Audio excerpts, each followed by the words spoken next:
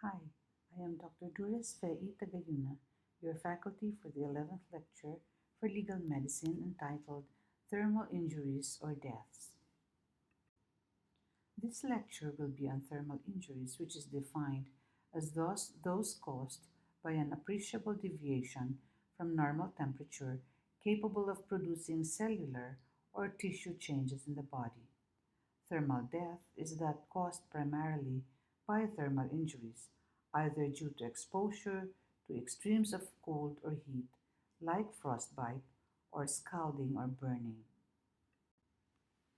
The weather in the Philippines is thankfully not conducive to frostbite, but it is important for the physician to know that this can be of a significant concern.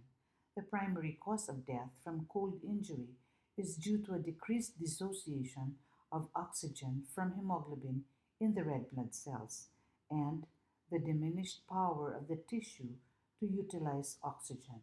The factors affecting degree of damage to cold are severity of the cold, duration of the exposure, area of the body involved, sex, and humidity. These are pictures of cold injuries at different stages. How is frostbite prevented? One should dress appropriately for the weather. Layering is best, and mittens are better than gloves because they keep the fingers warm together while warming each other. Layered socks with the inner one made of synthetic fiber, such as polypropylene, to keep water away from the skin, and the outer layer made of wool for increased insulation. Shoes should be waterproof. It is important to keep the head, face, nose, and ears covered at all times. Clothes should fit loosely to avoid a decrease in the blood flow to the arms and legs. Heat injury can be classified according to their general or local effects. General or systemic effects include heat cramps, heat exhaustion, heat stroke, while local effects include scalding and burns. Burns may be due to thermal, chemical, electrical, or radiation.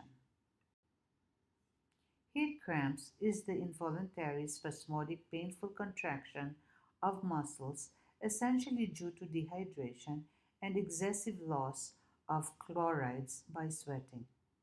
Heat exhaustion is due to heart failure, primarily caused by heat and precipitated by muscular exertion and warm clothing. Heat stroke usually occurs among those working in ill ventilated places with dry and high temperatures or due to a direct and prolonged exposure to the sun. Death due to heat or cold extremes are of medico legal importance. While it is most often accidental, if ever death occurs, the physician must perform the necessary post mortem examination on the bodies, even if the death was deemed as accidental, mainly to eliminate the possibility of foul play. In rare instances, it may be suicidal or homicidal. Scalds are injuries produced by the application to the body of liquids which are at or near boiling point or in its gaseous state. This applies to tissue destruction due to such moist heat. Thankfully, scald burns are not as severe as burn wounds because 1. Scalding fluid or gas runs on the body surface, thereby distributing its heat. Second, the scalding material easily cools off. And thirdly, the temperature of scalding substances is not as high as those producing burns, except, of course, oils and molten metals. Thermal burns are lesions caused by the application of heat or chemical substances to the external and internal surfaces of the body, the effect of which is destruction of the tissue of the body. Fire, radiant heat, solid substances, friction, and electricity are some of the known causative agents. Most burns caused by a localized source of heat are accidental, and most of the victims of burns are recovered in conflagration of buildings or burns, burning buildings, which are either intentional or accidental. To summarize, scalding is due to the application of most moist heat occurring at or below the site of contact without singeing the hair. The boundary of the scald area is distinct with limited injury on account of the dissipation of heat.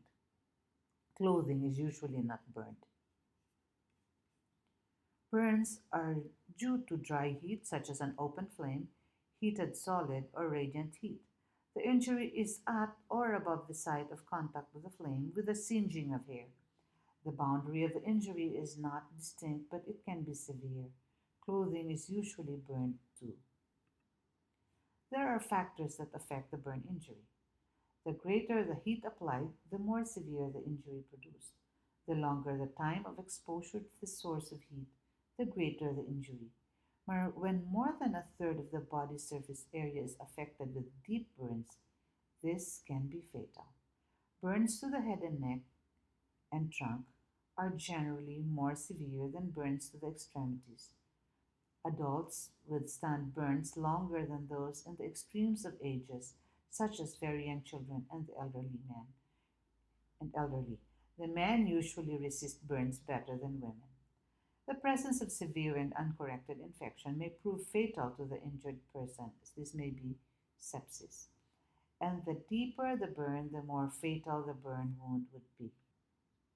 Death may be immediate for burns and scalds in patients with neurogenic shock when there are other serious or concomitant injuries and from suffocation. Death from burns and scalds may also be delayed, and these are found in exhaustion, dehydration with hemoconcentration, secondary shock, hypothermia, complications like septicemia, pneumonia, nephritis, inflammation of serous cavities and internal organs, and changes in the blood due to the heat applied. The following are proof of antemortem burns. Presence of smoke in the air passages as proven by the presence of grayish black material adhering to the mucosa of the larynx, trachea, and bronchi. The increase of carboxyhemoglobin blood levels means that carbon monoxide was able to enter the respiratory tract. Dermal erythema, edema, and vesicle formation would show that circulation was present when heat was applied, and subendocardial left ventricular hemorrhage.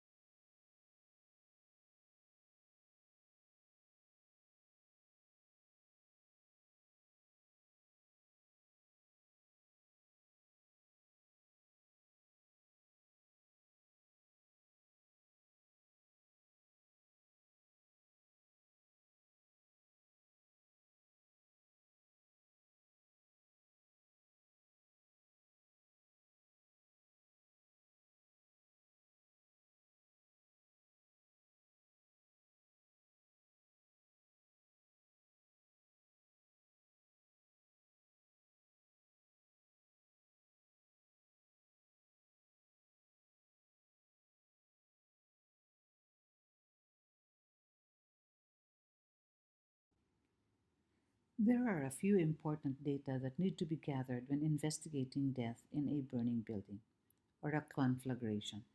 One is identity, and this can be gleaned from the clothing, the height, the age, the sex, even the color of the eyes. Second, it is important to determine whether the person was alive in the fire or not anymore. And three, the cause of death should be specified. And four, the investigator will need to get the information indicating the possible cause of the fire. Thank you very much for your kind attention.